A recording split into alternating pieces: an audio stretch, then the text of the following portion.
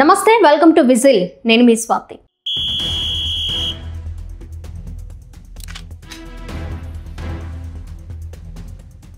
ప్రముఖ రాజకీయ నాయకులు, సినిమా అగ్ర నటీనటుల గురించి గతంలో అత్యంత అసభ్యకరంగా రాసే బూత్ వెబ్సైట్ టాలీవుడ్ పేరుతో అశుద్ధాన్ని అచ్చేసింది.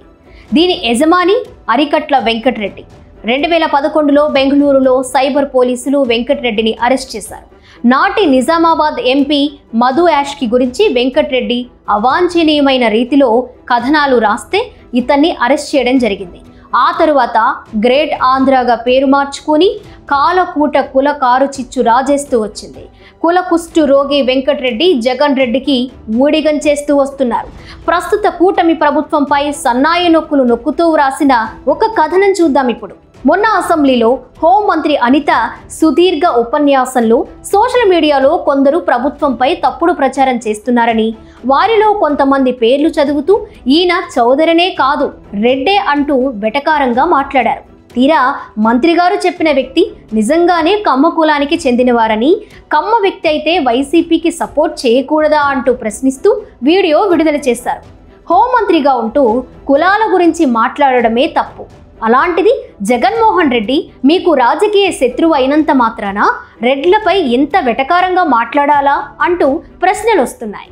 గతంలో జగన్ కమ్మవారి పట్ల ఇలా చేశాడనే భావనతోనే కమ్మ సామాజిక వర్గంలోని 90% జనాలు జగన్ కు వ్యతిరేకంగా పనిచేసిన విషయం అందరికీ తెలిసిందే. ఇప్పుడు టీడీపీ కూడా రెడ్లపై ఓపెన్ గా అక్కసు వెళ్లగక్కి అదే తప్పు చేస్తోంది. చెప్పాలంటే టీడీపీ అధికారంలోకి రావడానికి కమ్మ సామాజిక వర్గం ఎంతగా పనిచేసిందో అదే స్థాయిలో రెడ్లు కూడా చంద్రబాబు కోసం పనిచేశారు. అందుకే రాయలసీమ, నెల్లూరు, ప్రకాశం జిల్లాల్లో టీడీపీ అంతటి ఘన విజయాన్ని సాధించింది.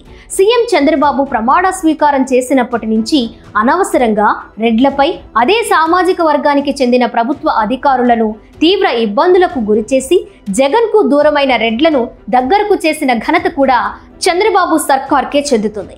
ఇప్పుడు అనవసరంగా సామాన్య జనాలపై కూడా తమ అక్కస్సును వెళ్ళగక్కి రెడ్ల ఓటర్లను వైసీపీకి దగ్గర చేస్తోంది. చంద్రబాబు ఎప్పుడు సీఎంగా ఉన్నా రెడ్లకు కూడా మంచి ప్రాధాన్యం ఇచ్చేవారు.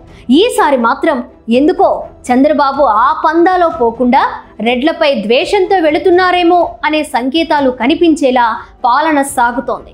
అయినా నిజంగా తప్పు చేస్తే ఎవరు ఏ కులం, ఏ మతం వారైనా చూడకుండా వారిపై చర్యలు తీసుకునే అధికారం, వ్యవస్థ ప్రభుత్వం వద్ద ఉంది. కానీ అనవసరంగా రెడ్లు అంటూ వేరు చేసి చూస్తే ఎవరికీ మంచిది కాదు. ఇప్పటికైనా సీఎం చంద్రబాబు ఈ తప్పులను సరిదిద్దితే పార్టీకే మంచిది. ఎందుకంటే టీడీపీకి బలమైన నాయకత్వంలో రెడ్లు కూడా కీలకంగా ఉన్నారు. ఇది వెంకటరెడ్డి చెప్పే శ్రీరెడ్డి నీతులు. కూటమి ప్రభుత్వంలో రెడ్డి సామాజిక వర్గం అత్యంత కీలక స్థానాల్లో కొనసాగుతున్నారు. రాయలసీమ నుండి తెలుగుదేశం పార్టీలో అత్యధిక ఎమ్మెల్యేలు రెడ్డి సామాజిక వర్గం నుండే కొనసాగుతున్నారు. ఇక చంద్రబాబుకు కులపిచ్చి ఉండదనుకోవడం అజ్ఞానం అవుతుంది. ఆ మాటకొస్తే జగన్ రెడ్డికి కూడా కులపిచ్చి ఉండదు. రెడ్డి కులాన్ని గట్టిగా వాడుకోవడం తప్ప వారికి వరగబెట్టింది ఏం లేదు. చంద్రబాబు కమ్మ కులాన్ని వాడుకోవడం, అధికారంలోకి రావడం, వారిని కరివేపాకులా తీసి పారేయడం చంద్రబాబుకు వెన్నతో పెట్టిన విద్య.